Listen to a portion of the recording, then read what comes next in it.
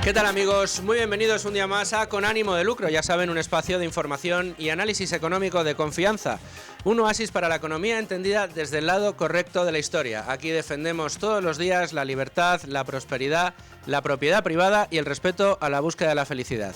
Hoy vamos a hablar de muchas cosas. Vamos a hablar de lo que sucedió la semana pasada en Madrid. Un fin de semana para el recuerdo, para la historia con ese Madrid Economic Forum, y vamos a hablar también de la última hora, de todo lo que está sucediendo en el gobierno, algunas de sus implicaciones económicas y desde luego toda la actualidad, siempre aquí en Con Ánimo de Lucro, y hoy con un invitado muy especial a quien les voy a presentar enseguida.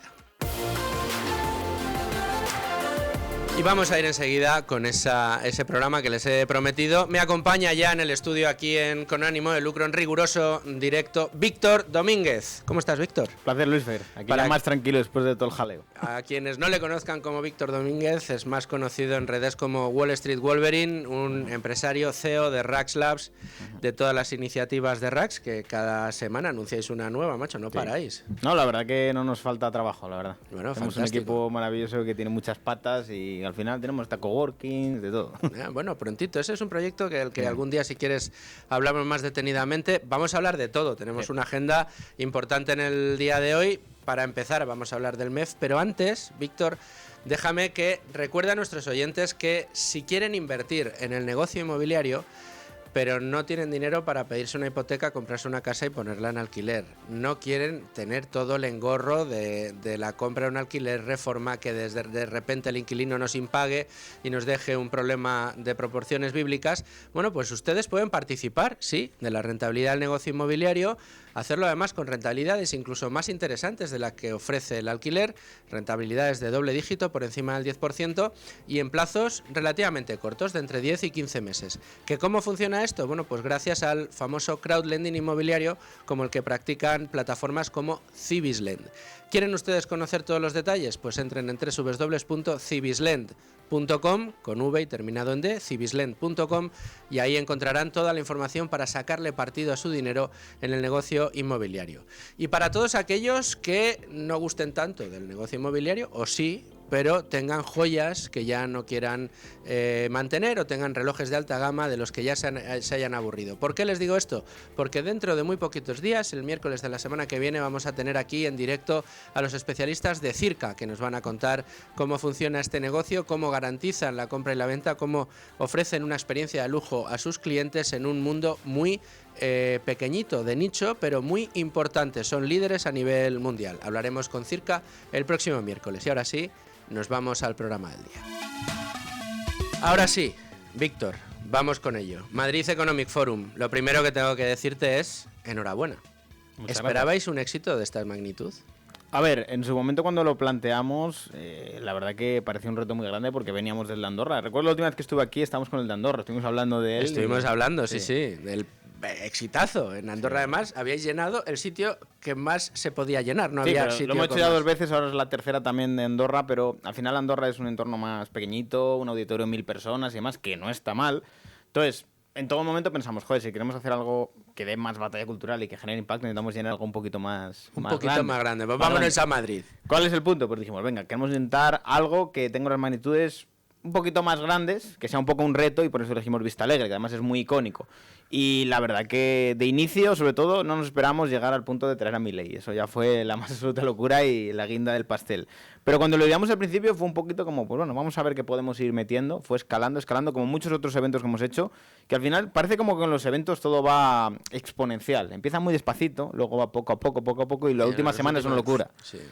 Que esto, un amigo mío que se dedica al tema de los eventos y el ticketing, y me decía, Víctor, tranquilo, porque la última semana vas a flipar. O sea, la última semana es cuando la gente se moviliza, cuando la gente empieza a comprar, a hacer las cosas y demás, porque somos así, los españoles nos gusta todo dejar mucho a última hora. Entonces, yo que estoy en este negocio, estoy harto de verlo, tranquilo, que la última semana te vendrá todo el apretón. Sí, bueno, y un apretón, aforo para 10.000 personas, llenasteis 7.500, sí.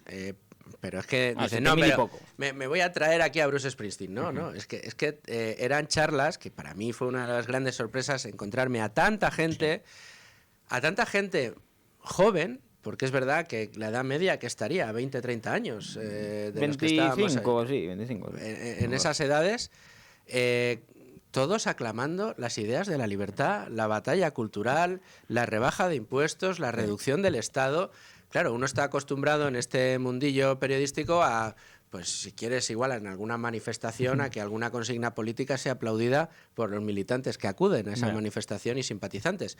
Estás acostumbrado a un concierto en el que de repente pues sale el ídolo de turno, dice hola, buenas noches Madrid, y todo el mundo se vuelve loco. Pero claro, que aparezca en el escenario un catedrático de ciencia política como el profesor Bastos y que se venga abajo Vista Alegre, que diga capitalismo ahorro, trabajo duro, y que se venga abajo el estadio con gente muy joven, muchísima gente apoyando estas ideas, creo que fue un golpe encima de la mesa, ¿no? A ver, yo creo que muchas veces desde el liberalismo no se ha creído la capacidad de movilización de gente y esto demuestra que sí que se puede llegar a hacer. Lo que pasa es que hay que echarle huevos, hay que poner dinero encima de la mesa y hay que meterle ganas, ¿sabes? Lo que pasa es que muchas veces también lo que ocurre desde el liberalismo es que hay un liberalismo muy teórico y no práctico, en el sentido de, vale, sí, yo creo en la iniciativa privada, pero que el dinero lo ponga otro, por así decirlo. Que es lo que yo comento muchas veces, que los liberales se tienen que creer un poco más esa narrativa y predicar con el ejemplo, en el sentido de, al final, la política tiene que estar ahí.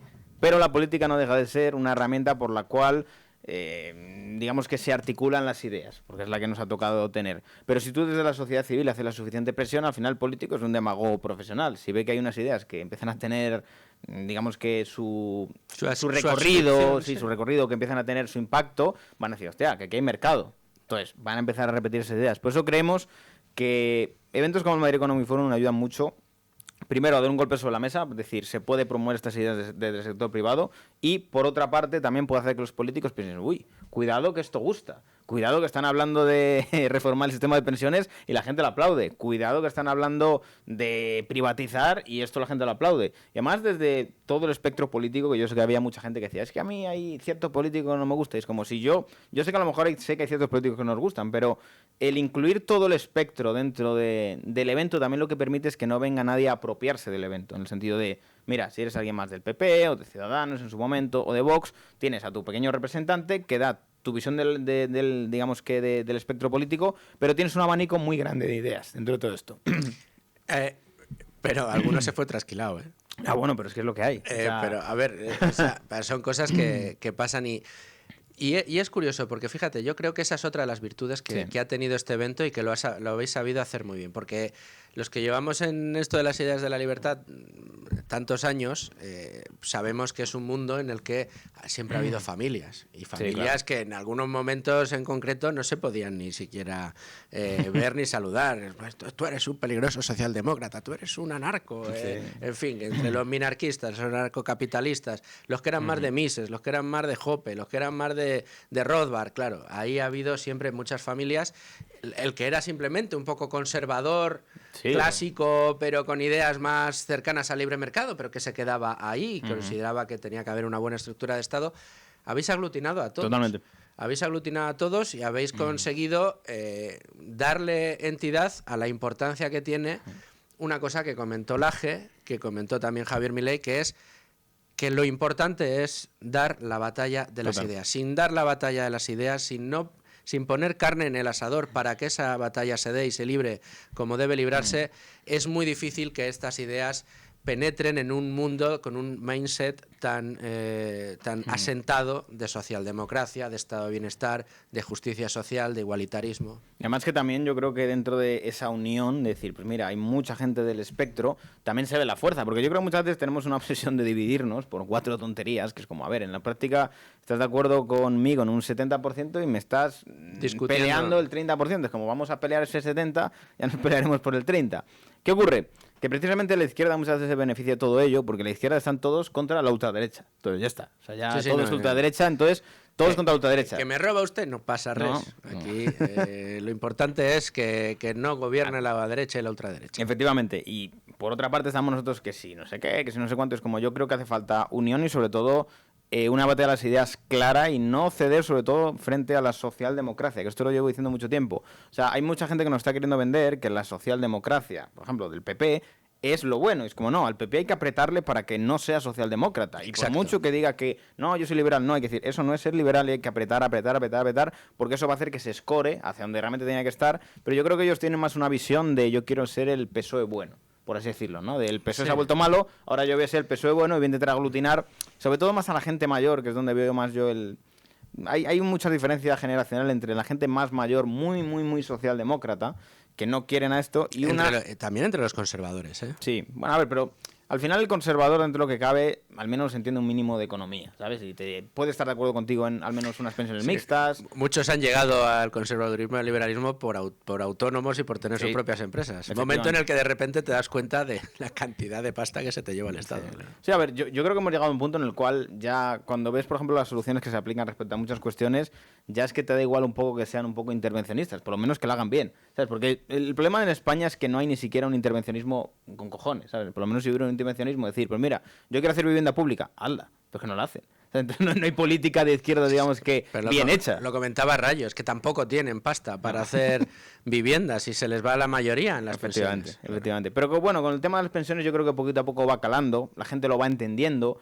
La gente mayor yo creo que cada vez se empieza a dar cuenta de que hay algo que no les están contando y empiezan a ver un poco más la película. Esa película de, oye, que me han engañado, que a los jóvenes les están asfixiando por mantener todo esto, ¿qué hacemos con ello? Y yo creo que la respuesta no tiene que ser que lo solucionen los políticos, no. La respuesta tiene que ser pedir soluciones claras, es decir, yo quiero esto. Porque cuando el político se dé cuenta de que la gente se ha enterado de que va la película, empezarán a moldearlo. Porque mientras tanto están un poco jugando a titiriteros, de no pasa nada, se puede sostener. ¿Por qué? Porque se benefician de un poco del desconocimiento de la gente respecto al tema. Pero si la gente empieza a entender del tema, empiezan a entender lo que son unas pensiones mixtas, lo que es una pensión de capitalización, empiezan a entender estas cosas y dicen, cuidado que se han enterado de que va la película. Y empiezan a ver el ejemplo de otros países y demás. Creo que al final, si tú coges a cualquier pensionista medio y le explicas las cosas, lo entiende y le parece bien. Si el pensionista lo que quiere es que le guarden el dinero, lo que no quiere es que se lo gasten y luego le digan que algún día le darán algo con el dinero de los actuales cotizantes, que además cada vez hay menos y hay más gente mayor. Claro, y muchas veces cuando intentas entrar en esta discusión con gente muy convencida del mundo de las pensiones, generalmente ya pensionistas, siempre te dicen, es que yo ya he cotizado más de 40 años. Y se piensa que está guardado ahí. Claro, dice, pero ¿qué? No, pues ese dinero está a mi nombre ahí. Digo, no, ese dinero pagó en su día las pensiones de aquellos que se jubilaban y ahora mi dinero es el que te está pagando a ti la pensión. Dicho esto, oye, yo personalmente, y aquí me apoyo mucho en la doctrina del profesor Javier Díaz Jiménez, que tiene muy estudiado este tema desde hace muchísimo tiempo, no se trata de que ahora de primeras cojas y le quites la pensión a todo el mundo. Tiene que haber un convencimiento suficiente, y por eso es tan importante, de nuevo, el tema de la batalla de las ideas y de enseñarle a la gente lo que pasa. Pues ejemplos como el que le gusta poner a nuestro amigo Manuel Llamas, el del policía retirado de Nueva York, que se viene a Alicante y empieza a comprarse, caso real que él ha conocido, comprarse casas a pares. Entonces, cada mes se compra una casa nueva por allí, pues, o por Altea, o por donde sea, Gandía, Denia, por donde sea, ¿no? Y claro, entonces pero ¿y cómo te puedes comprar tú? ¿Tú qué eres? ¿Un rico? No, yo era un funcionario público de Nueva York, policía de Nueva York. ¿Y cómo es posible que estés? Pues hombre, pues que me he jubilado y he cobrado mi jubilación, que es la que yo me he ido ahorrando y acumulando gracias al interés compuesto con el tiempo. ¿Y qué te ha quedado? Bueno, pues gracias a todo lo que he ahorrado, lo que he acumulado con el tiempo, tengo un salario mensual que me he puesto yo a mí de $14.000. Entonces, claro, el jubilado aquí en España dice, pero ¿cómo que un policía de Nueva York puede tener $14.000 al mes? Por el interés compuesto, por la capitalización y porque no ha tenido que depender de un sistema de reparto que lo que hace es malgastar los recursos de la gente. Pero además, yo creo que hay una cosa que el pensionista, si realmente se diera cuenta de ello, es como, ¿por qué a usted le tienen que decir cuándo se tiene que jubilar? O sea, ¿por qué el gobierno tiene que decir cuándo usted tiene que dejar de trabajar? ¿Por qué no lo decide usted? O sea, además eso al final es pura coacción, en el sentido de te doy una edad en la cual tú te puedes jubilar y si no, no te doy el dinero. Es como lo tengo yo secuestrado, tu dinero, y yo te digo cuándo te tienes que jubilar. Claro. Cuando, si tú tuvieras tu dinero en tu fondito ahorrado, tú decides cuándo lo sacas o cuando hayas pactado de sacarlo. ¿Sabes? Tienes control sobre ello. Pero mientras el gobierno tenga el control de ese dinero, que además ni siquiera existe, está por ahí, es una ficción contable, como se suele decir muchas veces, la hucha de las pensiones. Mientras siga ocurriendo esto, al final tienen a gran parte de la población, dicho de mal manera, cogido los huevos, porque es así, porque tienen su dinero y dependen de ellos prácticamente. Y yo creo que esto es algo que el político no quiere soltar, porque tú puedes hacer Cuando puedes hacer política... Por eso se han cargado buena parte de las pensiones privadas individuales. Sí. Los planes privados individuales se los han cargado, los han reducido al mínimo posible. Totalmente. Podías ahorrar hasta 8.000, que tiene narices también, que el gobierno te diga el máximo que puedes ahorrar en planes de pensiones individuales. Bueno, pues a 1.500 lo han reducido. Total. ¿Por qué? Pues por lo que tú dices de nuevo, porque al gobierno de turno le interesa que dependas de él para seguir viviendo. Sí, además que les venden la narrativa de que si no, yo qué sé, los grandes fondos tendrán su dinero, ¿no? Es mejor que lo tenga Pedro Sánchez, ¿sabes? O sea, le da más confianza a Ábalos, Santos Cerdán y Pedro Sánchez que te lo gestione un fondo, vamos, no veas. Aquí habría y sin responsabilidad, ¿eh? Por lo menos ellos se los gastaban en putas, ¿no? Habrá alguno que diga, ¿no? Generaban empleo y... ¿sabes? Sí, para sus propias prostitutas, ¿no? Nicoleta era la de Coldo, me parece, ¿no? Sí, la verdad que cada vez más surrealista toda esta película, ¿eh? Yo creo que si hicieran una película en Netflix... Con todo esto tendríamos una película muy divertida. Yo creo que el Lobo Wall Street se queda en una anécdota con la trama del PSOE. Ah, no, sí, joder, imagínate. Y eso que al pobre Jordan Belfort le pillan, pero por defraudar a Hacienda. En realidad no por la inversión de sus clientes. Tremenda. Bueno, hay que repasar esa película. Mira, a ver si me escuchan los de Par Impar, que tengo ganas de analizar eso en su podcast. Es tremendo. Y dices tú, ¿y por qué se fían más de Pedro Sánchez que de cualquier otro, qué sé yo, un fondo de inversión, un gestor de fondos? Pues bueno, esa es una buena pregunta. Es una buena pregunta porque, a fin de cuentas, lo que estamos haciendo es dejando en manos de los políticos precisamente la capacidad de mantener un poder adquisitivo a futuro. Y va a depender solamente de ellos, de que se lo gasten en determinadas cosas o en eso, o de que no quieran, porque el problema que tenemos ahora básicamente es que con las cotizaciones sociales no se paga la pensión, hay que hacer transferencias desde impuestos, es decir, hay que subir cada vez más los impuestos para poder pagar las pensiones y el gasto gigantesco y creciente de la administración año a año, y de otra manera sería imposible. Pero bueno, eso es lo que ha funcionado al peronismo en Argentina durante muchísimo tiempo, ¿no? También hay que decir que es también perverso el estar quitándole recursos a otras partidas para mantener un sistema que se cae. O sea, porque al final lo que están haciendo, esas transferencias no hacen otra cosa que quitarle dinero a otras partidas o endeudar a los españoles perpetuamente mientras podamos mantener la estafa y la gente no se me levante y empiece a reclamar estas cosas. Yo creo que eso es lo que la gente tiene que entender, que el sistema de por sí es deficitario, que es imposible que se vuelva con un superávit, o sea, si es absolutamente imposible, o sea, no sé qué importes aquí a media África y se pongan a trabajar todos, que esto es lo que muchas veces no se dice, y es, ¿hace falta inmigración? Vale, si hace falta inmigración, ¿qué tipo de inmigración? Y inmigración que trabaje, ¿no? Porque eso es una cosa que hay que tener en cuenta, porque tú tienes que coger el saldo de el inmigrante te viene y que te está aportando. ¿Te está aportando más de lo que te está quitando o está ocurriendo al revés? Porque esto no se comenta y es, vale, tú para mantener estas pensiones tienes que tener una inmigración súper alta y que todos trabajaran. Eso es muy importante porque esto habría que mirar los datos. ¿Qué ocurre? Yo creo que al final es mucho más simple, como decir, pues mira, en vez de hacer aquí soluciones que son realmente mucho más difíciles que las que hay, vamos a cambiar el problema de base, porque estás poniendo parches, pequeños parches, que lo que te hacen es un poco tapar el problema momentáneamente, pero el problema sigue ahí. Entonces, es más fácil decir, venga, vamos a hacer el sacrificio con una generación de jóvenes que tendrán que cotizar una parte para los actuales pensionistas, pero no tendrán una pensión pública, y liberemos de este yugo a gran parte de los españoles, que yo creo que, joder, si liberaras presupuestariamente todo lo que hay en pensiones, podrías hacer maravillas. Ya, pero no tiene pinta de que vayan a ir por esos derroteros. Las cosas, entre otras cosas, porque vamos a seguir disfrutando. Sí. Yo sé que Federico siempre dice que la ironía no se entiende en la radio, espero que en YouTube sí. Disfrutando, con todas las comillas del mundo, la presidencia del gobierno del señor Sánchez. No sé si pudiste ser testigo ayer de esa rueda de prensa del presidente. Sí, a ver, yo creo que todos nos esperábamos. La sorpresa habría sido que dimitiera, algo por el estilo. Pero hubo gente que pensó que iba a dimitir. Bueno, yo conozco a algún compañero que ya, cuando se demostró que había falseado su tesis doctoral, pensó que iba a dimitir. Digo, claro, pero tú es que eres el rey de los optimistas. Es que eso es no conocer bien a Pedro Sánchez. O sea, Pedro Sánchez no es que sea inteligente, sino que al final tiene la cara muy dura, y cuando tienes la cara muy dura y estás capacitado de aguantar todo el chaparrón constantemente, sabes que esto va a durar 48 horas y luego viene otra cosa. ¿Sabes? Entonces, vives constantemente bajo una situación de tensión que a lo mejor otra gente no podría llevar, ¿sabes? Porque es como tienes un mínimo de valores, un mínimo de moralidad, pero cuando no la tienes, pues decides, pues yo qué sé, atrincherarte, aguantas el chaparrón y la gente se le olvida, porque tenemos, o sea, si lo piensas, lo de Leire ahora mismo parece algo muy lejano.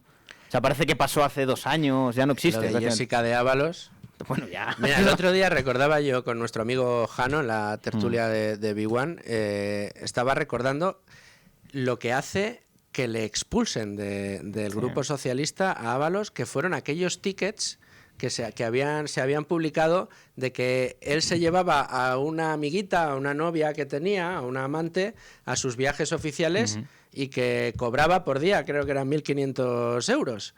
Y aún así, después de esos tickets y de que le echaran, él seguía manteniendo que lo pagaba él, que no lo pagaba el Estado. Luego ya vino todo lo demás, los enchufes de Jessica, los papeles de Coldo, etcétera, etcétera, etcétera.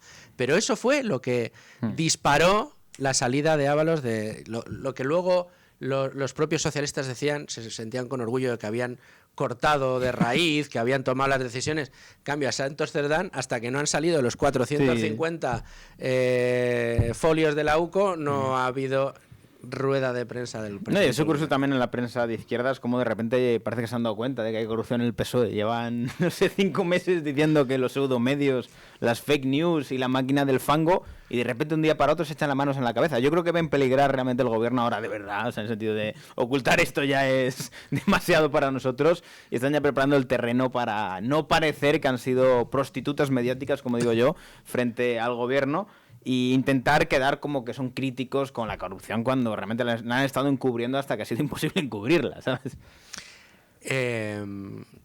¿Tú crees que ayer Pedro Sánchez habló solo para su parroquia? Sí, probablemente. O sea, al final yo creo que Sánchez sabe que la gente tiene un miedo irracional a la ultraderecha y que él es un mal necesario y que se va a tolerar mientras exista ese miedo irracional a la ultraderecha. Que luego muchas veces te paras a preguntarle a la gente y tampoco te saben decir muy bien qué es lo que ocurriría si llegara a la ultraderecha. O te dicen cosas que son muñecos de paja, literalmente, o sea, de cosas de otra época. Entonces yo creo que al final, mientras él pueda seguir explotando ese miedo y siga demonizando todo esta parte de la población que él tacha de ultraderechistas y demás, que son ciudadanos normales con ideas totalmente aceptables, pues vamos a tener Pedro Sánchez para rato. O sea, yo siempre he sido muy partícipe de lo que yo he llamado la teoría del macrociclo del PSOE, porque creo que al final hay una gran parte de la población que hasta que no sienta en sus propias carnes las consecuencias de sus malas decisiones, no va a haber un cambio real en España. Va a haber, si no, la típica reflexión de es que los políticos son malos, es que los políticos no. Hace falta que realmente sientan en sus propias carnes sus malas decisiones, porque mientras no tengan responsabilidad de lo que ocurre, tendremos siempre esta situación perpetua que vive España de no, es que todos son iguales, es que todos hacen lo mismo.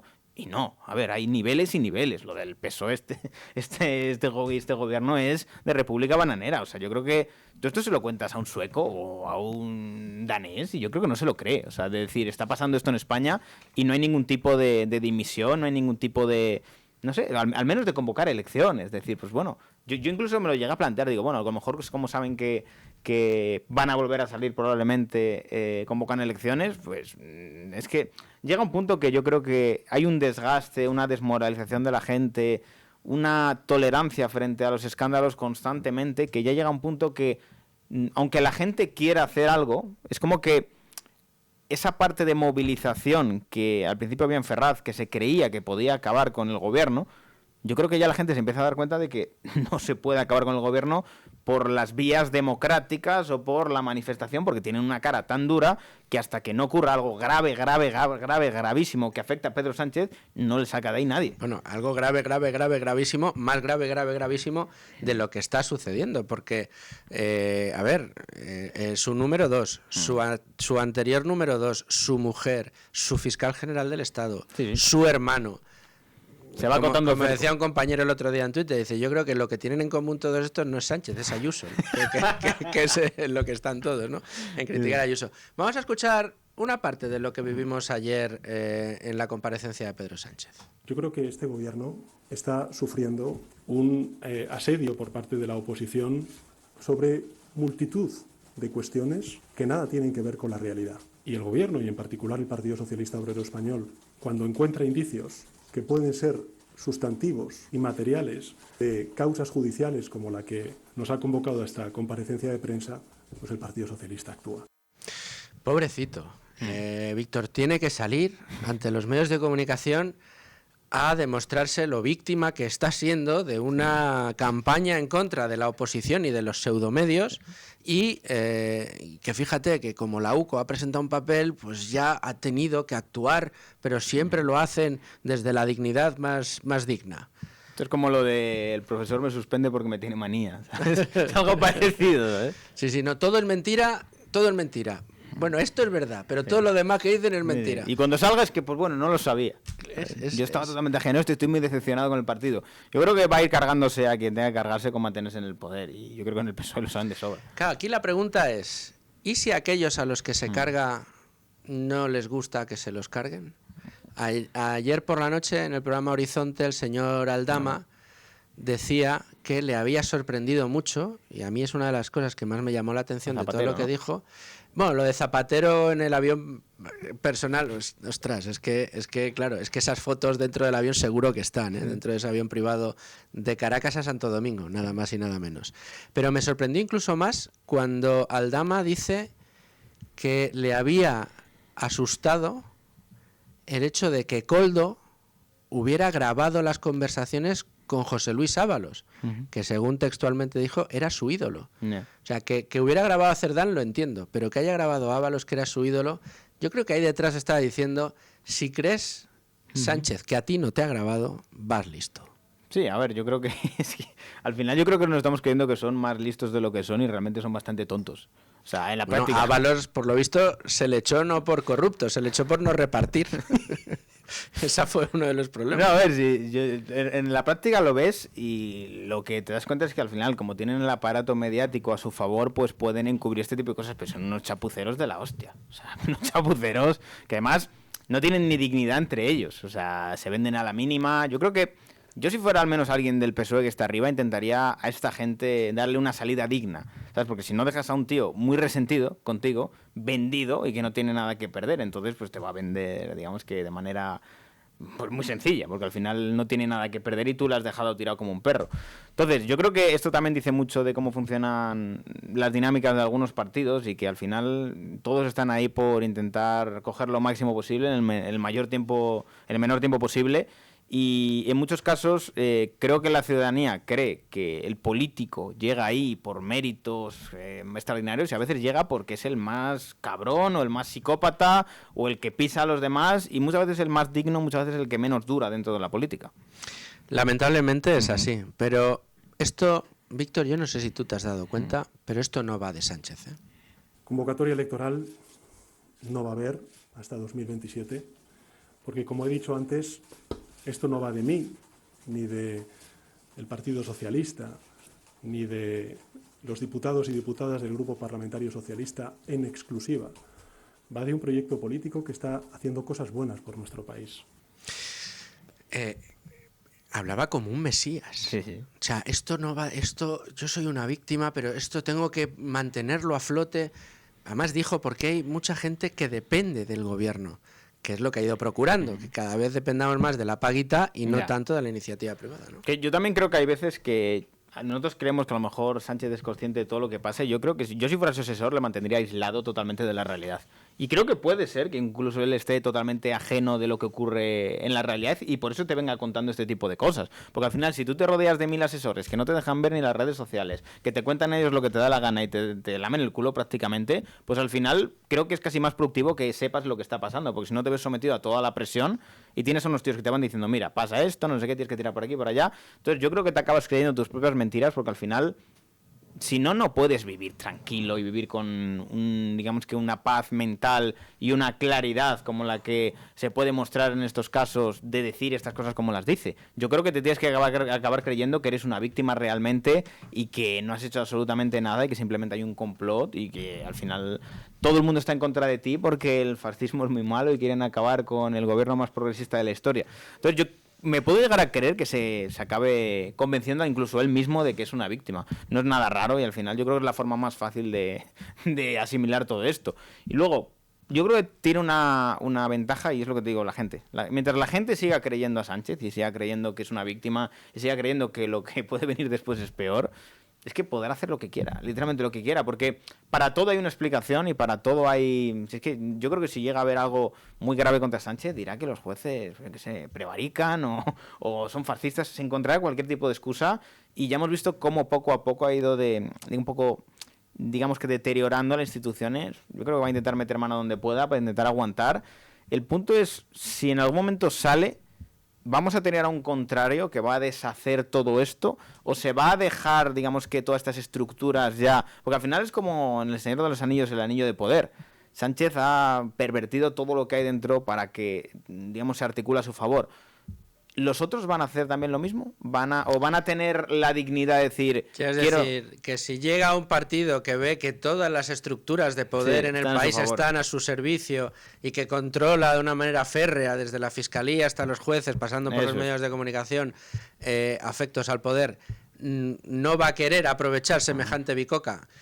Bueno, esa es una de las grandes preguntas y esa es una de las grandes cuestiones que se le plantean directamente al que está llamado históricamente a tratar de desbancar al señor Sánchez del poder, que es el señor Núñez Feijóo, ¿no? El líder del Partido Popular. Sí. Y que luego también está la parte de los medios de comunicación, esta parte de, no sé, vas a seguir también regando constantemente con dinero público a los medios para hacer lo mismo que ha hecho Sánchez, porque si no lo haces, lo que va a ocurrir es que vendrá el otro prometiéndoles que cuando él llegue lo seguirá haciendo incluso más. Entonces, juegas con un agravio comparativo tan malo de, vale, si quiero acabar con esto voy a tener que enfrentarme a muchísima gente que son creadores de opinión en muchos casos, o gente que me puede hacer una oposición muy grande y que me puede manipular la realidad como ellos quieren, y es, o me enfrento contra ellos e intento sobrevivir jugando con desventaja contra las herramientas que ellos tienen, o me convierto también en ellos y utilizo lo que ellos hacen en su contra.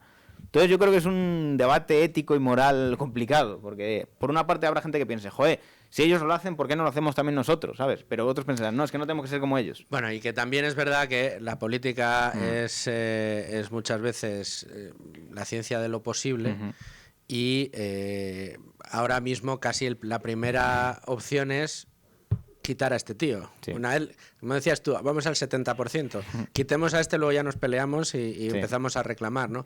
Pero sí es cierto que ni siquiera, y vuelvo al inicio, y vuelvo a lo que nos convocó el pasado fin de semana y a lo que os empujó a hacer el Andorra Economic Forum, que yo creo que es la semilla que debería germinar en la política española, sobre todo en la derecha y en la derecha más liberal, que es por lo que se lleva peleándose Esperanza Aguirre, que tuvisteis de ponente durante muchos años, con sus virtudes y con sus errores, pero desde el primer momento ella ha dicho que lo que hay que hacer es batallar, que lo que hay que hacer es dar la batalla de las ideas y poner encima de la mesa que las ideas liberales no es que esta idea puede ser un poquito mejor que esta otra socialista, no, es que en conjunto todas las ideas de la libertad son infinitamente mejores que las otras y las otras son malas. No. Y como decía Laje, no son adversarias, son enemigas.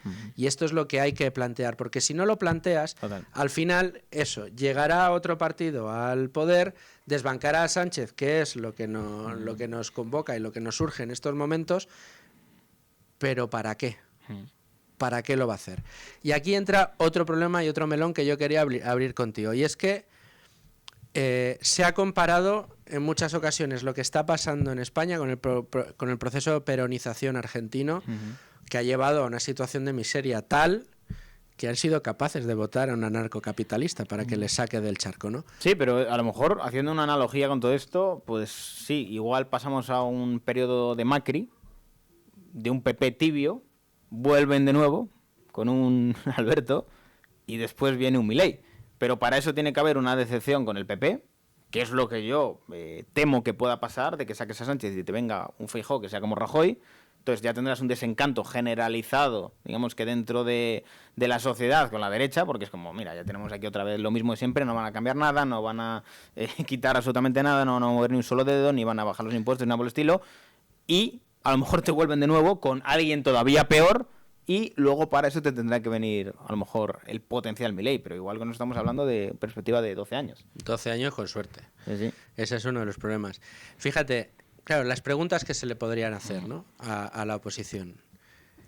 Tuvisteis a Albert Rivera también en el Madrid Economic Forum. Albert Rivera hace no muchas fechas hizo unas declaraciones en un podcast, no me acuerdo con quién, no sé si fuera ¿Era con José Elías, quizá? Sí, me suena. No me acuerdo. Y confesó que el problema de las pensiones es que tiene la estructura de una estafa piramidal, que esto no se le cuenta bien a la gente y que no va a haber dinero para mantener el actual poder adquisitivo de las pensiones, y que con el tiempo lo que va a pasar, sobre todo cuando entren, que ya están entrando los baby boomers en el sistema, es que va a haber que bajar el porcentaje, la tasa de reposición, es decir, tu pensión respecto a tu último salario tendrá que pasar del actual 80-75% a 60, 65, 50 y hacia abajo. Y que esto no se cuenta.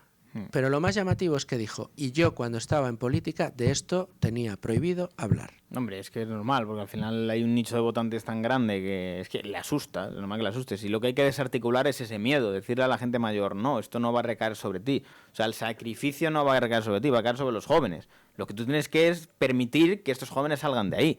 Y luego decirles la realidad de que les manipulan en la parte de que ellos creen que les suben las pensiones, pero se lo están quitando por otro lado. Y tú miras un poco el cómputo del poder adquisitivo y en realidad... Hemos vuelto a 2008. Sí, o sea, y nos están vendiendo que esto es el cohete. Y ayer no sé lo que pasó también en Renfe, que últimamente lo de Renfe es espectacular. Chamartín, horrible, imposible. Pero es que yo no entiendo. El equipo de Es la Mañana, que hoy está en Valladolid, ayer tuvo que viajar en tren desde Chamartín. Es un desastre, no recuerdo las horas que estuvieron esperando, estaba totalmente Sí, pero colapsado. que empieza a ser más habitual de lo que teníamos recordado. Pero volvemos a Argentina, Víctor. Es decir, paguitas para todo. Ayer mismo el presidente del gobierno diciendo que el proyecto político suyo tenía que continuar porque hay mucha gente que depende de él. Hombre, claro, te has dedicado a dar paguitas a absolutamente todo el mundo.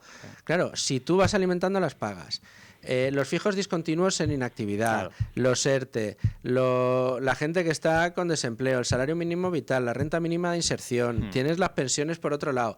Cada vez más empleados públicos. Ha disparado a los empleados públicos por encima de los 3,5 millones y ha anunciado que para el año que viene va a haber 41.000 nuevos funcionarios, plazas que se van a sacar y que vamos a pagar nosotros.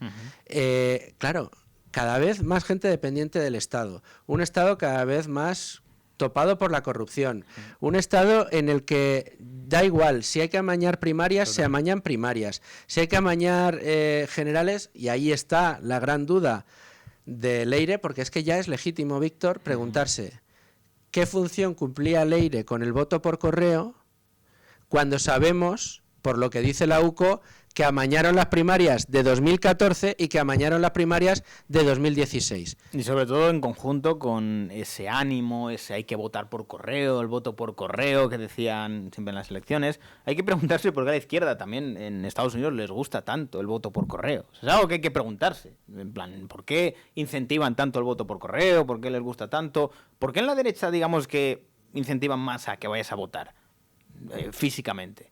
Igual es porque hay cierta tendencia a manipular resultados con el voto por correo, porque yo creo que es un melón que hay que abrir. Es un melón que hay que abrir, sobre todo de una estructura de poder que tenemos en España y que trasciende la necesaria confianza que debemos tener todos en el sistema electoral. ¿Por qué?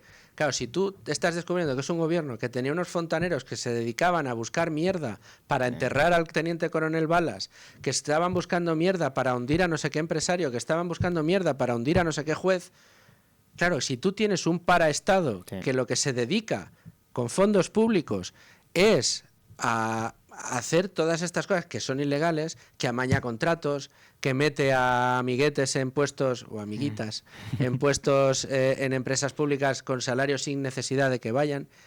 El caso de Jessica, contado por los responsables de personal de esa empresa en las comisiones que hemos visto en el Congreso, es de llorar. Sí. Es de llorar, pero de verdad, no de risa, es de llorar, de darte cuenta de hasta qué punto ha llegado tu país. Claro, si tú tienes toda esa estructura y sabes que han amañado elecciones, claro, la pregunta legítima es, ¿nos creemos los resultados? A ver, es que yo creo que cada vez hay menos desconfianza con este tipo de cosas. O sea, bueno, que hay más desconfianza con este tipo de cosas, porque al final, si tú ves esto, ya de por sí tienes ciertas sospechas, encima ves este tipo de declaraciones y ves un poco el incentivo hacia el voto por correo constantemente, pues te da que pensar. O sea, ya me acuerdo que cuando tocaban las elecciones de nuevo en España, que yo puedo votar en Andorra en la embajada, digo, es que no sé si votar, porque a lo mejor es un voto para el PSOE. Ah, bueno, claro. Porque lo mismo es un arma de doble filo. Incluso me planteé el decir, igual sí, voy a hacer un experimento de votar un partido muy raro para cuando se haga el cómputo a ver si está el voto, el partido más raro que haya, ¿sabes? Pues es que yo creo que estamos llegando ya a un punto de degradación de tantas cosas que la gente ya ha normalizado estas cosas. Estamos llegando a un punto en el cual, con el escándalo de ayer, hoy ya la gente está un poco tranquila. Habrá la manifestación a las 9, estará la gente de siempre, pasará lo de siempre. Igual hay a lo mejor un poquito de disturbios de la gente enfadada, pero al día siguiente otra cosa. ¿Sabes? Es lo que te digo, es el punto de Sánchez se atrinchera, sabe que tiene que pasar 2 días de presión y a otra cosa. Ya saldrá otra cosa. Como decía Federico en su día, y otra de gambas, ¿no? Al español. Sí. Pues ponga usted otra de gambas y ya hablaremos de otra Efectivamente. historia. Y el punto es que, como saben que nadie les puede sacar y que si su indignidad o su cara dura les mantiene ahí, pues no le puedes sacar, que no le puedes sacar. A no ser que pues te venga un Junts o te venga un Bildu y de repente decían que no les interesa que exista Sánchez. Pero yo creo que a ellos sí que les interesa porque tienen una vulnerabilidad con Sánchez que pueden explotar a muerte. Es tremendo. Pero bueno, no pasa nada. No pasa nada. Porque en las primarias, si se amañaron 2 o 3 votos, no pasa nada, Víctor, no pasa nada. Los procesos de primarias en el Partido Socialista son procesos con absoluta garantía. Y creo que ese WhatsApp, ese comentario de 2 votos, pues, ¿qué quiere que le diga? A mí me decepciona muchísimo, pero lógicamente la limpieza y las garantías de ambos procesos de primarias son totales, son absolutamente totales. Esta es una organización seria.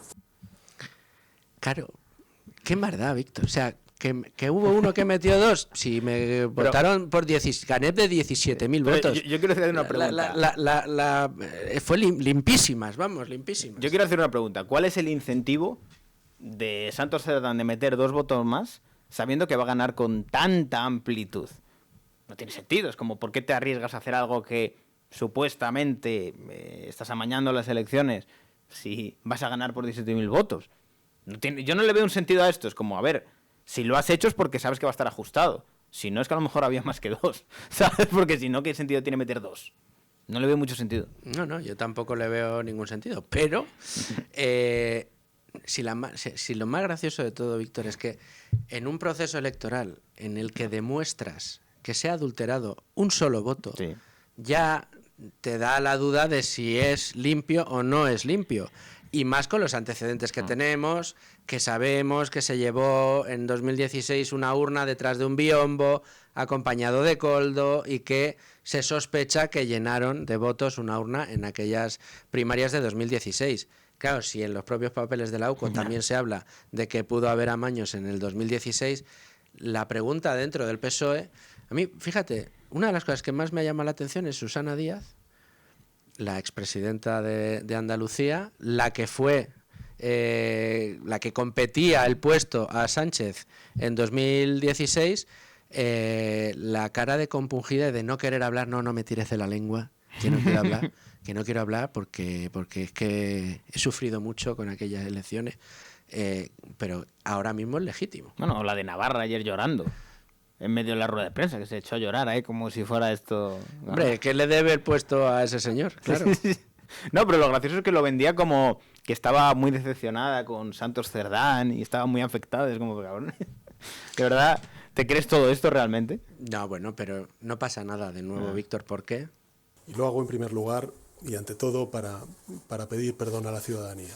Perdón y naturalmente y especialmente en esta sede, la sede del Partido Socialista Obrero Español, a los militantes y a los simpatizantes del Partido Socialista Obrero Español. Ya está. Pedimos perdón y ya está. Otra cosa. Y no, aquí no pasa nada. Hemos sido víctimas de un chorizo, pero ya le hemos echado y entonces ya podemos seguir. La parte buena es que yo por lo menos me llevo la lectura de que al menos en la izquierda mediática están empezando a criticar al PSOE. O sea, eso es un logro, ¿eh? Están empezando ya a ver que el barco se hunde y dicen, uy, nos tenemos que salir de aquí, que el barco se hunde. Pues mira, esta mañana no he sido capaz porque he tenido muchísimo lío y no he podido ponerme... Tengo siempre la tele puesta al lado de mi sitio, televisión 24 horas, con Silvia Enchaurrondo todas las mañanas. Y digo, hoy es un día para poner a Silvia a ver qué dice. Pues imposible, he estado hasta arriba y no he sabido cómo ha interpretado la señora Silvia Enchaurrondo, luego lo miraré, todo lo sucedido ayer. Pero es verdad que desde algunos medios de izquierdas ya le han comprado el discurso, porque sabes que como la dicotomía es o ultraderecha o lo que tenemos, hay muchos que le han comprado el discurso y han dicho, bueno, ya ha pedido perdón, ¿qué más queréis? Ya se ha inmolado, ¿qué más queréis? Van a empezar con la narrativa de que la corrupción cero es imposible, siempre puede haber algo, no sé qué, y hay que entender, lo que hay que tomar es medidas tajantes, y Pedro Sánchez ha sido ejemplar, yo creo que van a tirar por ahí. Sí, pero es que es el mismo Pedro Sánchez que cuando gobernaba Rajoy decía que aquí al Parlamento no se viene a pedir perdón, se viene a dimitir. Y bueno, pues él no se va a aplicar ese cuento. Pero porque él viene, yo creo que, fíjate, creo que todavía es más mesiánico. O sea, yo no creo que es tan racional como mesiánico. Sabes que una de las cosas que más le ha preocupado siempre ha sido cómo me va a recordar la historia. Sí. De hecho, Maxim Huerta a mí me encanta cada vez que cuenta cuando le presentó la dimisión, que le tuvo esperando en un sillón 1 hora y luego ya le atendió para hablar de él mismo, no para hablar de Maxim. Y le dijo, tú, Maxim, ¿cómo crees que me va a recordar la historia? Esto siempre le cuenta a Maxim Huerta. Con ese tonito. Sí, ¿cómo me va a recordar la historia? Pues como un chorizo. Lamentablemente va a ser como un chorizo, pero él se cree su mesianismo. Entonces dicen, yo no puedo dimitir porque hay tanta gente que depende de este proyecto, hay tanta gente que depende de mí, e incluso se cree, con el seguidismo de los medios afines y de los sindicatos afines, que la economía va como un cohete. Y tú sabes, igual que yo, que de eso nada. No, al final lo que están haciendo es un maquillaje que es espectacular de datos y que la gente al final, como no sabe de economía ni sabe tampoco de estadística, pues se come que las cosas están mejor que nunca. ¿Sabes? Y yo creo que la realidad, sobre todo entre los jóvenes, que hay algún joven ahí fuera que te diga que las cosas están mejor que nunca. Vamos, no se pueden independizar, no pueden ahorrar. O sea, yo creo que sobre todo hay una desconexión mucho de la gente que al final ya está retirada y que tiene su pensión con la gente joven. O sea, porque al final ellos vienen de una realidad que vivieron, que como ya están desconectados... completamente distinta. Sí, que como están desconectados del mercado laboral, se creen que las cosas siguen igual. De ahí esos comentarios que a veces hay de es que los chavales no quieren trabajar, los chavales se lo gastan todo en el Netflix, en el Uber y todas estas cosas. Y yo creo que al final hay una desconexión de la población productiva que ahora mismo está trabajando con todo el sector de pensionistas que viene de un mundo en el cual sí que es verdad que tú si te esforzabas podías crecer y había realmente una meritocracia y una capacidad de crecimiento, pero que eso ya no existe. O sea, a día de hoy, no sé, si eres autónomo puedes llegar hasta aquí. Si llegas hasta aquí ya no puedes seguir más. Y si sigues vas a tener problemas, vendrá Hacienda a hacerte una inspección, te quitarán el dinero en abogados y al final yo creo que ya llega un punto en el cual la meritocracia es algo que molesta y que llevan tiempo atacando. Entonces tienen que tener a la gente dentro de somos todos iguales, que nadie quiera destacar mucho, el que destaque le vamos a pegar una colleja, porque aquí que no salga nadie que quiera ser independiente del Estado, que quiera tener sus propias finanzas controladas o que quiera hacer sus proyectos, no. Todo el mundo controladito, que no me resalte mucho nadie, todos ahí, y si sale uno a asomar cabeza le pego una colleja. ¿Por qué se ha canonizado prácticamente el concepto de igualdad? Porque al final yo creo que aboga mucho al resentimiento de muchas personas hacia el éxito ajeno. Entonces eso en España cuaja mucho. Opera sobre la envidia. Claro, obviamente. O sea, el hecho de que hay gente que cree que ellos no están en una mejor posición porque hay otros que les va mejor. Entonces, el español tolera muy mal el éxito ajeno. Entonces, también porque se les ha hecho creer a mucha gente, y perdona que te corte, se les ha hecho creer a mucha gente que el problema del dinero y de la economía es un juego de suma cero, y que si a ti, Víctor, te va bien y por eso te has ido a Andorra y no te quita el Estado todo lo que me quita a mí, yo te tengo que tener envidia porque si tú lo ganas es porque yo dejo de ganarlo. Claro. Entonces, de ahí opera la envidia al éxito ajeno. Yo creo que también se le dona la píldora a gente con mucho resentimiento en general, que cree que la culpa de su situación es de los demás. Y creo que eso, al final, bebe mucho de lo que se lucra muchas veces el socialismo, de quitarle responsabilidad al individuo de su vida. En el sentido de no es culpa tuya, es culpa de un sistema perverso que han llamado en algún momento, pues yo qué sé, capitalismo, yo qué sé, patriarcado, la heteronormatividad, ese tipo de cosas, entes abstractos que son culpa de todos tus problemas y que tú si no fuera por eso serías Amancio Ortega. Es culpa del capitalismo y que si no existiera el capitalismo, que además fíjate que capitalismo hay en España, ojalá lo hubiera, no lo hay un intervencionismo tremendo y un capitalismo de amiguetes que llamamos muchas veces. Sí, y un impulso al consumismo que no deja de ser enemigo del capitalismo. Sí, efectivamente, pero que al final con esto lo que acaba ocurriendo es que tenemos a una población que cree que merece mucho más de lo que realmente merece, a la cual se le dona la píldora de que todo es culpa de los demás, ¿sabes? Y que como es culpa de los demás, tiene que venir alguien, un mesías, llamado Pedro Sánchez o Pablo Iglesias o Irene Montero, a igualarnos a todos. Lo que no entiende es que se iguala a la baja, no al alza. No vamos a ser todos Amancio Ortega, no. Van a igualando a la baja y sobre todo no tiene una visión de un socialdemócrata inteligente. Creo que esto lo decía Mujica, no sé si no recuerdo mal, o no me acuerdo quién lo dijo. De si tú quieres un sistema socialdemócrata o socialista, tienes que entender que al final el parásito no tiene que matar a la víctima. Al huésped, sí. Sí, tiene que tenerla lo suficientemente bien para que siga creciendo, pero sin que llegue el punto de matarla. El punto es que ellos han decidido matar al huésped ya prácticamente, no quieren que exista. Entonces, si matas al huésped, tu sistema se muere. Y no son inteligentes, porque yo pienso, yo si fuera socialdemócrata entendería que tengo que tener un sector privado boyante, que funcione muy bien. Es el que te nutre de riqueza. Efectivamente. Y es un poco el modelo que a lo mejor podían querer copiar de los países nórdicos, pero es que no es ese. El modelo es el que tenía antes Argentina. Y es lo que muchas veces no se entiende de, si tú quieres ser los países nórdicos, ten el sector privado de los países nórdicos, ten la libertad de crecimiento que tienen las empresas en los países nórdicos, y luego ya si queréis poner los impuestos que os dé la gana. Pero dejad crecer a las empresas, que no dejéis crecer. Dar a los emprendedores capacidad de crecimiento, es decir, no les pongáis cuota autónomo, o pónsela a los 5 o 6 años, cuando ya empiecen a facturar X nivel de dinero. Facilita la creación de riqueza, pero no, han decidido tomar el modelo bolivariano, ¿sabes? De hay que atacar al sector privado, hay que atacar a los empresarios, hay que atacar a los emprendedores, hay que acabar con la meritocracia. Y bueno, visto los resultados que han tenido en Hispanoamérica, yo creo que ya se puede ver hacia dónde vamos. Que mucha gente, mira, hablaba el otro día con un venezolano, me decía, yo sé que a vosotros cuando os contamos esto os parece que estamos contando cuentos, pero yo estoy viendo lo mismo que pasó en Venezuela, en España, a una velocidad mayor. O sea, lo que ocurre en Venezuela, pero más rápido. Entonces, por eso tengo miedo. Y me lo llevan diciendo mucho tiempo. O sea, yo creo que hay que empezar a tomárselo en serio. Hay que tomárselo en serio y hay que reflexionar y mucho sobre la realidad que estamos viviendo. A mí se me tachaba en mi entorno de agorero cuando empezó el tema de Podemos y vimos que llegaba al poder y tal. Y yo decía, esto se va a convertir en Venezuela, en Argentina. No. En menos tiempo del que creemos y todo, la exagerado, pero tú qué dices, estamos ya mucho más cerca de Argentina y no vamos lejos de Venezuela. De hecho, los líderes que nos gobiernan, Pedro Sánchez y su maestro Zapatero, son los líderes del Grupo de Puebla. ¿Qué es el Grupo de Puebla? El grupo que aglutina a todos los dictadores y autócratas bolivarianos de Iberoamérica, con lo cual los tenemos aquí. Y su modelo sabemos cuál es. Sí. ¿De quién es amigo el señor Zapatero? ¿De Meloni o de Petro? ¿De Meloni o de Hugo Chávez? No. ¿O de Nicolás Maduro? Ahora, el pobre Hugo Chávez murió. Digo pobre por decir algo. No sentí para nada su muerte, al revés. ¿De China? Chico, si es que el modelo lo tenemos aquí. El modelo lo hemos importado. Por eso, y a un minuto de tener que irnos al boletín informativo de la UNA, Víctor, te pregunto, ¿crees que hay esperanza para el capitalismo en España? Yo creo que lo es difícil, en un largo plazo, a lo mejor sí, en un corto, ¿no? O sea, queda muchísimo trabajo por hacer para que ciertas ideas cuajen. Gran parte de la población se tiene que contagiar de ellos.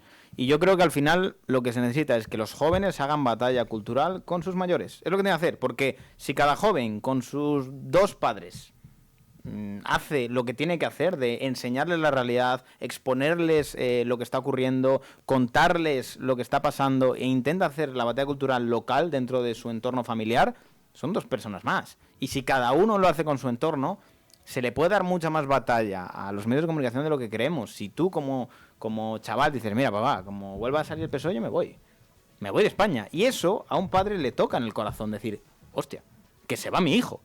Y ese ultimátum funcionó muy bien en Argentina. No me acuerdo cómo era el discurso, era Era la salida Ezeiza, algo así, decían así una... No lo conozco. Bueno, Víctor, no te vayas. Vamos a escuchar atentamente el boletín de la una, porque igual en esta hora que llevamos hablando ha sucedido algo gordo. Pues la política es peor que una serie de Netflix. Esto es todos los días.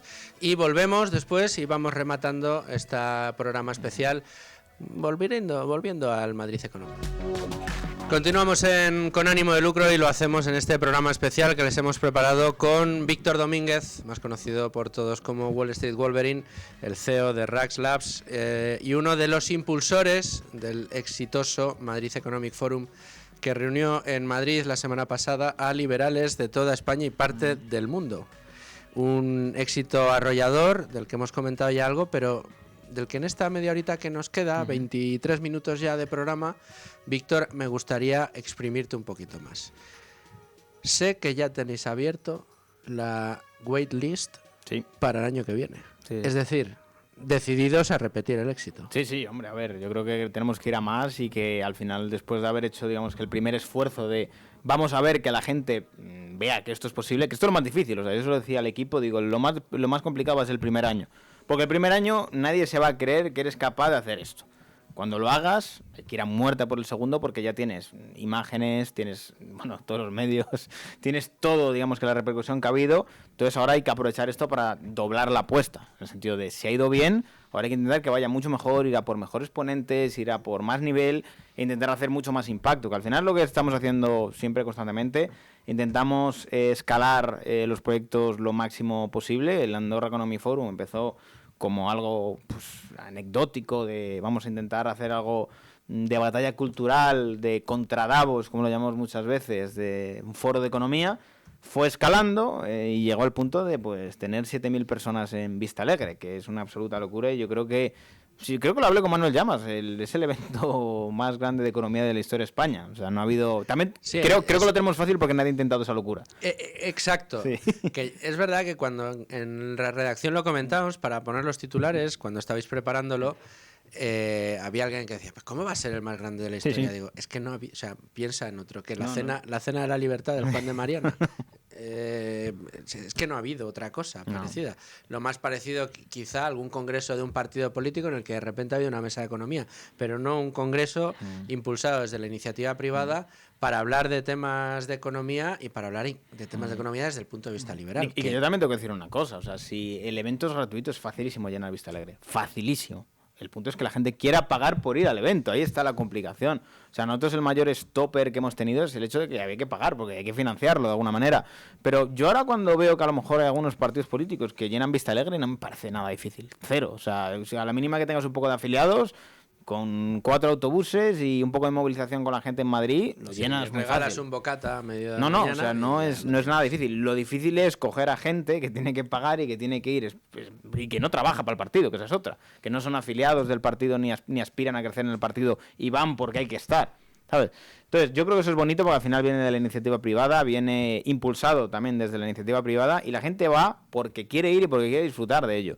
Y eso es muy bonito, creo que ha dejado un precedente que me gustaría que más gente intentara estas cosas, ya sea a menor o mayor escala. Es muy bueno que haya este tipo de eventos. Tener competencia. Sí, o sea, yo quiero que haya competencia, me gustaría que haya gente que intentara también todo esto, porque cuanto más allá de esto, mejor. O sea, porque al final lo que demuestra es que hay un interés por dar la batalla cultural y aunque sea a pequeña escala, o sea, aunque sea con tus 100 seguidores o 1000 seguidores, nosotros también empezamos en pequeña escala, por así decirlo. Hemos ido a lo grande porque al final vimos que la cosa tenía demanda y porque teníamos capacidad de ello, pero yo creo que hay que seguir pensando en lo grande y nosotros, a ver, este primer año no queríamos retransmitirlo porque, queremos premiar a la gente que vaya y sobre todo no desincentivar que la gente no vaya, ¿sabes? O sea, porque al final, si te puedes quedar en tu casa viéndolo, no es lo mismo que vivirlo allí. Entonces, desde luego, ¿no? Y conocer a la cantidad de gente que totalmente. Puedes conocer, claro. Y nosotros la visión que tenemos es, el año que viene queremos petar Vista Alegre, que no lo sabemos que lo vamos a hacer porque sabemos ya cómo hacerlo. O sea, hemos tenido muchas dificultades y muy poco tiempo de venta, ya sabemos cómo hacerlo. Y a partir de ahí ya convertirlo en algo que sea recurrente todos los años, incluso llegar al punto de poder retransmitirlo y que tenga un impacto mucho más allá de que la gente vaya. O sea, que realmente se convierta en algo que la gente esté esperando para verlo y que lo puedan ver desde cualquier lugar del mundo. Pero, evidentemente, como te digo, vamos pasito a pasito. Primero había que hacerlo, luego hay que consolidarlo y luego expandirlo. Pero espera un momento, Víctor. Tal y como lo estás comentando, cualquiera diría que habéis sido tú y tu socio Marc quienes habéis impulsado esto. Pero espera un momento, estoy leyendo en el diario El País: Milei vuelve a España como estrella de un foro financiado por una plataforma cripto. Y ni tú ni Marc sois una plataforma cripto. No, a ver. A ver, ¿qué contamos de este titular del diario El País? Pues tendencioso como todo, porque al final Bueno, tendencioso y falso. Sí. Primero, no financia. Pues me imagino que pondría algún tipo de patrocinio y... Yo puedo decir, con las cifras en la mano, que no han patrocinado, vamos, ni el 10% de lo que cuesta el evento. Ni el 10%. O sea, es un patrocinio que ayuda, evidentemente suma, y que es una empresa que ayuda y que empuja, y que al final yo tengo muy buena relación. Que está participada por la SEPI, por cierto. Esa es otra también, que es una empresa que también tiene la accionariado Telefónica, y te lo venden como si fuera algo aquí, no sé, que además Bit2Me yo tengo muy buena relación con ellos desde hace muchos años. Y ellos decían, o sea, nos parece espectacular que estén tachando el evento de todo esto como si fuéramos, no sé, algún tipo de narcotraficantes o algo por el estilo, cuando somos una empresa regulada por la CNMV, incluso participada por Telefónica, ¿sabes? O sea, que no tiene nada de raro ni de extraño como lo querían vender. Entonces, cuando ya ves este tipo de actuaciones, te das cuenta de que si la prensa miente con cosas que es tan fácil de ver, que es como, joder, que es un exchange de criptomonedas, y no un exchange raro en Islas Caimán, no, un exchange que está registrado en España, regulado, no, reguladísimo, con un track record súper largo dentro de España, y te lo venden como, no sé, la plataforma de Libra, de Milei, todo y no tiene absolutamente nada que ver. Todo queriéndolo relacionar con aquel tropezón que tuvo Milei a cuenta de Libra. Pero bueno, era por poner un poco el ejemplo de la prensa que tenéis de que cuando los malos ladran es porque cabalgamos, ¿no? O sea, al final es una parte muy, muy positiva. Patrocinadores de cara al año que viene. Mira, cuando sabía que planteabais montar el Madrid Economic Forum, dije, a ver si tienen suerte y además de sacar un buen aforo con unas buenas entradas y que pudierais sacarle lucro al evento, que también es algo importante, digo yo que podrán contar con patrocinadores. Y ahí tenía yo mi gran duda, porque es verdad que lamentablemente en este país... para este tipo de eventos no todo el mundo quiere mojarse. No. A ver, la realidad es que a mí hay una cosa que me da pena y es que, no sé, las grandes empresas del IBEX, que muchas veces crees que es como, joder, yo soy tu amigo, porque no me apoyas, no te apoyan. O sea, prefieren apoyar a los Goya o a cualquier evento que sabemos qué connotación tiene que lleve el rotulito de patrocinado, impulsado por el gobierno de España. Efectivamente. Entonces... yo creo que hay que entender que este tipo de iniciativas es muy, muy, muy, muy complicado que te venga alguien de estas características a patrocinar. Que también yo se lo decía al equipo, digo, prefiero que no lo hagan porque nos van a limitar. En el sentido de lo que se puede decir, lo que no se puede decir, que si esto sí, que esto no. Yo lo decía, es mucho mejor que lo financiemos íntegramente nosotros y que el cliente al final sea el que financie el evento, que depender de patrocinadores que puedan coartar la libertad del evento o que puedan edulcorar lo que pasa en el evento, porque yo lo que quiero es que en el evento diga a la gente lo que le dé la gana y que debatan sobre lo que les dé la gana sin ningún tipo de filtro y sin ninguna empresa que se le vaya a poner, no sé, se va a poner, no sé, un poco exquisita porque han dicho una cosa u otra, ¿sabes? O sea, ese tipo de empresas no queremos y por eso agradecemos también a Bit2Me que tuvo mucha, pero que mucha entereza respecto a todo esto, porque cualquier otra empresa habría salido por patas, ¿sabes? Sí, bueno, a lo mejor después de los primeros titulares como este del diario El País hubiera dicho, oye, chico, mira, no, que al final, sí, venga, yo te apoyo, tal, pero solo me mencionas una vez y me quitas el rótulo. Yo tengo que decir que, yo qué sé, yo he trabajado mucho con Bit2Me hace bastantes años, tengo muy buena relación con ellos, conozco a la gente que lo lleva, entonces yo creo que ellos saben de sobra con quién se metían, ¿sabes? O sea, no les ha pillado por sorpresa. Les va la marcha. Sí, o sea, yo a ver, los conozco de hace muchos años y ellos sabían que esto iba a pasar. Lo que no se imaginaban es que fueran a manipular precisamente por ahí, ¿sabes? En el sentido de, sabemos que van a atacar el evento, pero lo que no se imaginaban probablemente es que ellos iban a ser el objeto de crítica, ¿sabes? Y que iban a ser el foco. Y además que muchas veces es curioso cómo buscan como meter miedo a los patrocinadores para intentar atacar por ahí. Y eso es no entender realmente que el evento se ha financiado con la gente. O sea, si en todo caso quieres hacer daño al evento, tendrás que meterle miedo a la gente que es la que realmente lo ha financiado. O sea, es la realidad. Porque al final a nivel de patrocinadores no hay, lo digo, ni un 10% de financiación entre todos. Y es un evento muy, muy caro de realizar. Es que yo diría que en un fin de semana, Víctor, habéis sido capaces de obtener del público más que los sindicatos de sus afiliados. Sí, la verdad que sí. Ahí habéis ganado la mano. Bueno, a ver, si los sindicatos trabajaran bien, yo creo que podrían ganarse bien la vida. O sea, yo creo que si el sindicato tuviera Que esa no afiliación necesitarían volviera. que le pagáramos del erario público No, vía literal. subvenciones, ¿no? Si hicieran bien su trabajo y los afiliados estuvieran contentos por lo que hacen, yo creo que cualquiera pagaría la afiliación al sindicato con mucho orgullo y con muchas ganas. Con lo mismo que los impuestos. De todo el fin de semana, dime algo con lo que te quedas, que digamos lo que más te ha gustado, incluso de la organización. Y cuál es el punto que queréis mejorar para el año que viene. A ver, me quedo con el éxtasis de la salida de Milei. O sea, creo que pocas veces he vivido, no sé, es que no sé describirlo, fue mágico. Mira, yo no sé si decirlo, pero yo a mis 40 años he descubierto que a mí la música me gusta, pero que tampoco me entusiasma. O sea, tengo los grupos que me gustan y tal, pero a mí ir a un concierto que he ido y te lo pasas bien y tal, pero no esas cosas de amiguetes míos, muchos, como todos, ¿no? Que de repente va a ver a su artista favorito y bueno, siente el éxtasis, ¿no? En ese concierto. Pero yo no soy muy amigo de los conciertos. He ido a los 3 de los 3 grupos que más me gustan y ya está. Pero cuando salió Milei en el Madrid Economic Forum, es más, ya con el discurso del AGE, de un poquito antes de Milei, yo en ese momento dije, esto debe ser lo que siente la gente que le gusta la música cuando sale su artista, ¿no? No, literal. O sea, yo lo percibo como incluso algo sobrenatural, como se siente, porque sientes un ambiente, y es lo que yo le incentivaba mucho a la gente, que eso en casa no lo sientes. O sea, que tienes que estar ahí para realmente sentirlo. Y un poco lo que comentabas, sí, cosas que mejorar. Buah, hemos aprendido un montón de cosas, pero un montón. O sea, nos hemos llevado un máster en gestión de eventos a nivel masivo.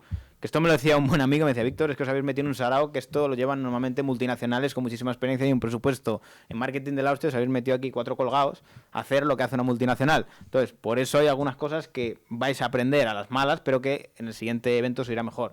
A ver, principalmente cosas que mejorar. 1, fechas malas, muy malas. O sea, elegimos yo creo que de las peores fechas que podía haber, pero las que había de alternativa eran mucho peores. ¿Por qué? Se juntó que estaba el South Summit, se juntó que estaba el Primavera Sound, se juntó que había un montón de eventos en Madrid que subieron el coste de quedarte en Madrid, que además, si hubiera sido un día, todavía lo podemos salvar, pero era todo un fin de semana. ¿Qué ocurría? El cómputo general del propio evento se convertía en, no sé, gastarte 500, 600 euros por todo el fin de semana, más la entrada, incluyendo la entrada. Eso a mucha gente se le quedaba fuera de su economía.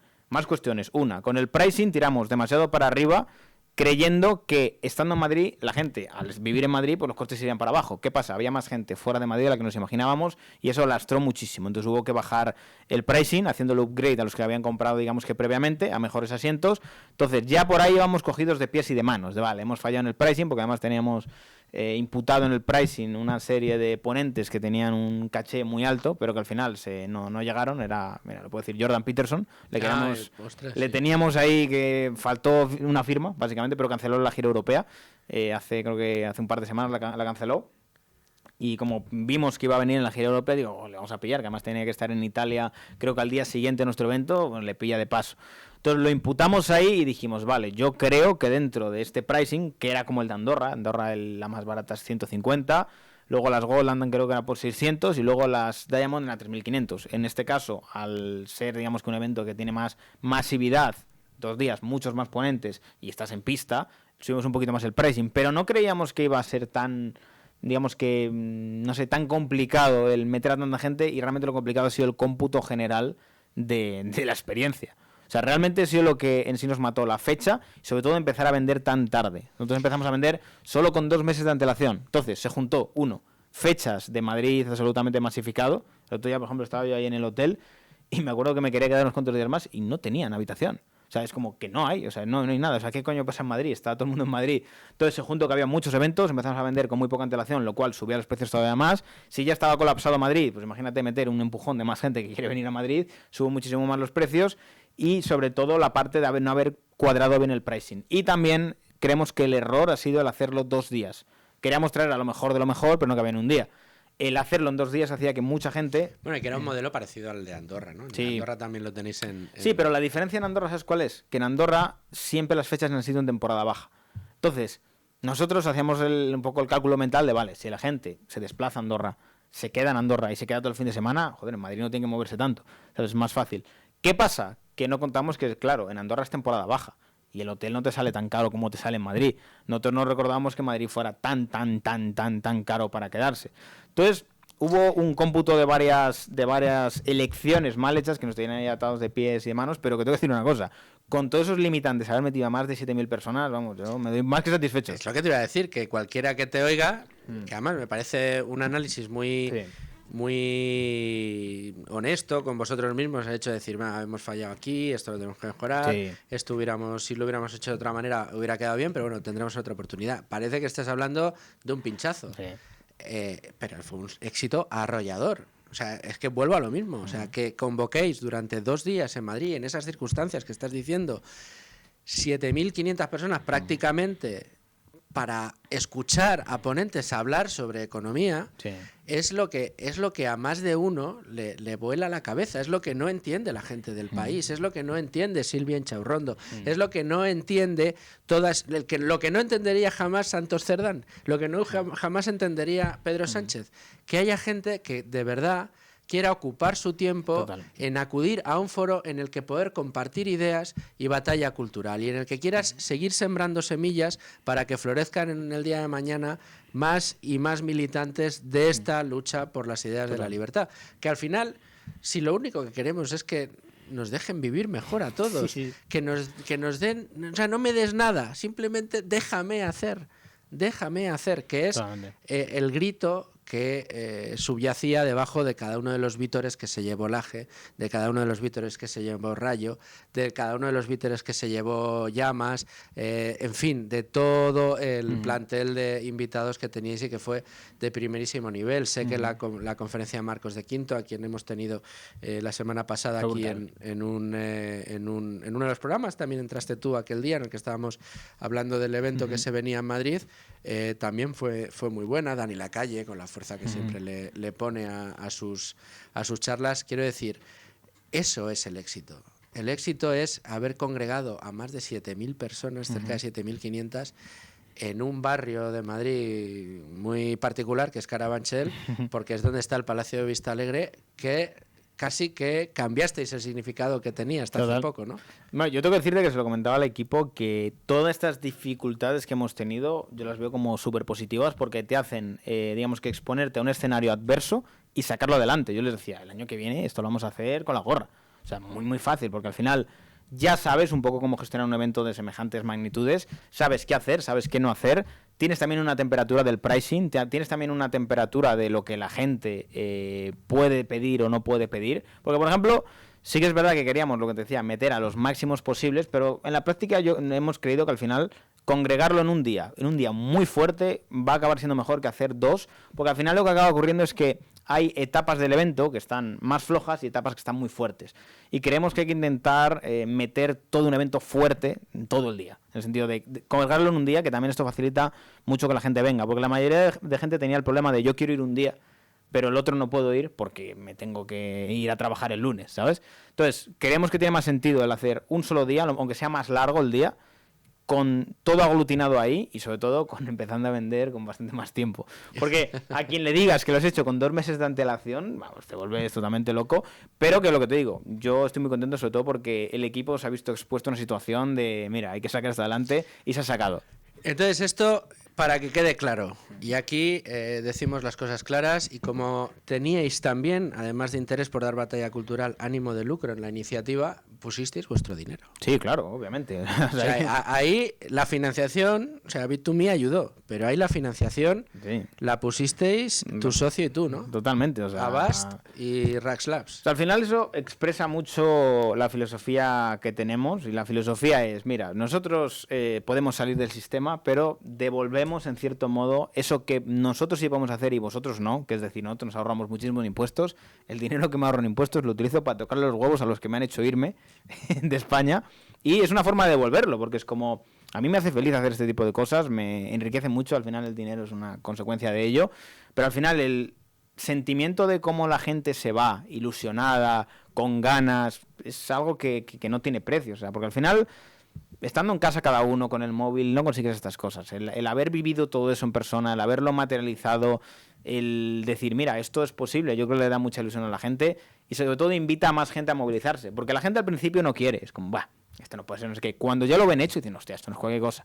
Y luego se te suman. Es como con cualquier proyecto empresarial, llegan los early adopters, luego ya llega la gran masa. Sí. Entonces también hay que beneficiar mucho a esos early adopters. Nosotros lo queremos decir, que de cara al próximo van a tener también sus beneficios, porque al final nos apoyaron cuando éramos, vamos, una foto de un render prácticamente, que yo cuando a veces lo enseñaba la gente decía, pero Víctor, ¿cómo vais a hacer eso? Digo, vamos a hacer eso. ¿Es posible hacerlo? ¿Cuesta una pasta? Sí, pero lo vamos a hacer. Y nada, es cuestión de... Yo creo que a gran parte de los que estamos a veces fuera de España nos gusta el intentar ayudar a que España esté mejor, porque le tenemos un gran amor y nos da mucha pena, sobre todo los de fuera, el decir, joder, yo tengo la suerte de no verme afectado por lo que pasa, porque es como estás en un sistema fiscal que te permite estar bien, pero hay gente que está literalmente secuestrada dentro del país que no puede hacer esto. Entonces es una forma de ayudar y de devolver en cierto modo ese apoyo y esa ayuda que te dan muchas veces, de decir, mira, yo he tenido muchos jaleos públicamente, pero han estado a muerte conmigo. Entonces yo quiero devolveros esto porque realmente yo puedo hacerlo y otra gente no lo va a hacer. Es como, yo se lo digo muchas veces al propio Marc y a mis otros socios en Rax. Le digo, joder, es que esto trasciende más de lo empresarial y de lo corporativo. Esto es algo que estás haciendo por el bien del país. Esto la gente te lo agradece mejor, más que cualquier campaña de marketing y de lo que sea, porque estás poniendo literalmente una plataforma que mucha gente tendría miedo a hacerlo. Porque ¿qué ocurre? Si tú eres la empresa promotora de todo esto, sabes que vas a estar señalado y vas a estar en el ojo del huracán y vas a ser atacada y vas a estar inspeccionada por otros lados. Es que María Jesús te va a caer encima. El problema es que ya tenemos experiencia en todo esto. Entonces, como ya conocemos esto, es como nosotros decidimos hacerlo porque otros tendrían miedo a hacerlo. Entonces, a nosotros no nos da miedo hacerlo porque creemos que es lo necesario y nuestra forma un poco de devolver ese cariño y de devolver esa ayuda y ese apoyo, que muchas veces lo vemos en números en internet, pero verlo en un estadio yo creo que es más bonito. Hombre, y que aunque suene un poco raro, es hacer labor de apostolado. ¿Vosotros habéis sentido que esa semilla va a germinar en mucha de la gente que acudió? No, sin duda. O sea, yo lo que veo es ilusión en la gente que ha ido, ganas de una segunda edición. Y que creo que, mira, una sensación que tuvimos sobre todo desde el primer Andorra Economic Forum, y que me lo transmitía, por ejemplo, Marc muchas veces, es como, Víctor, tenemos muchas dificultades año tras año de mejorar lo que hacemos. Y yo siempre digo, no te preocupes eso, porque al final esto es como una palanca. Si este año lo haces bien y te parece una locura, el año que viene te parecerá que el anterior era muy normal. Porque es lo que nos pasó con el primero. Entonces hay que ir escalando, y que el hacerlo muy bien también te permite que se te abran puertas para hacerlo mejor el año siguiente. Así que hay que seguir escalándolo. Bueno, pues te voy a hacer una encerrona. Antes del próximo Madrid Economic Forum, te cito aquí, Con ánimo de lucro, a recordarle a la gente que tiene que comprar la entrada y que tiene que acudir si quiere ver cosas que probablemente le cambien la vida. Sí, lo haré. ¿Te esperaré aquí Con ánimo de lucro? Vale. 100%. Pero que no tengamos que esperar un año para vernos, que nos sigamos viendo muy prontito. Víctor Domínguez, Wall Street Wolverine, muchas gracias por lo que habéis hecho en Madrid. Muchas gracias también a tu socio Marc por ese esfuerzo. Además va a estar dentro de muy poquito aquí también en Con ánimo de lucro. No sé si la semana que viene o dentro de 2 le vamos a tener aquí también. Muchas gracias por ese éxito, muchas gracias por estar aquí y espero verte muy prontito. A seguir cosechando éxitos. Muchísimas gracias, Luzber. Y a todos ustedes, señores oyentes, espero que hayan disfrutado de este programa especial tanto como yo y bueno, pues ya ven que les traemos siempre a los mejores. Además estamos preparando un mes de julio muy interesante con muchas entrevistas que espero que disfruten, insisto, tanto como nosotros al hacerlas. Les espero aquí la semana que viene a las 12 el lunes, como todos los días Con ánimo de lucro. Sean muy felices amigos y pasen un feliz fin de semana.